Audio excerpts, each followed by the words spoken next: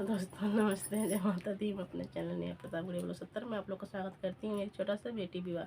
प्रस्तुत करने जा रही हूँ। उसको कैसे लगे कमेंट बॉक्स में जरूर बताइएगा और आप लोग फुल वॉच करिएगा। अपना आशीर्वाद प्यार दुलार देते रहिएगा। काली बादरिया गरजै चारिउ ओरिया गरजै चारिउ ओरिया यारे बरसै माड़वना के बिचारे लालनवा यारे बरसै माड़वना के बिचारे लालनवा भीतरा से निकली अरे बेटी कावन देई अरे बेटी कावन देई भैली देवड़िया के ठाड़ रे लालनवा अरे भैली देवड़िया के ठाड़ रे लालनवा आजू खीरतिया जीनी बरस बादरिया बरस बादरिया यार से नूरा पड़ई मोरी मगरे लालनवा यार से नूरा पड़ई मोरी मगरे लालनवा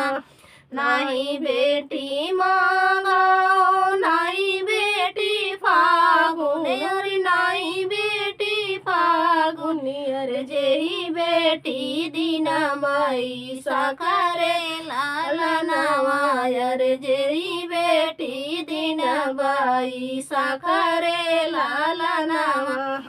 अब नहीं बरसब ये मोरी बेटी अरे मोरी बेटी अरे घुमरी के लगबैया कसरे लालनवा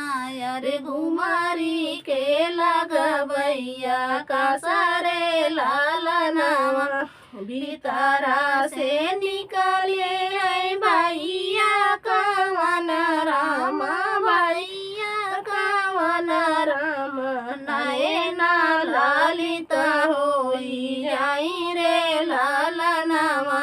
अरे नयना लालित होई जाई रे लालनवा सोने कै माड़वा छावै मोरे बहिनी छावै मोरे बहिनी अरे से नूरा पड़ई तोरी मगरे लालनवा अरे से नूरा पड़ई तोरी मगरे लालनवा काली बादरिया गरजै चारिउ ओरिया गरजै चारिउ ओरिया अरे बरसै माड़वना के बिचारे लालनवा अरे बरसै माड़वना के बिचारे लालनवा।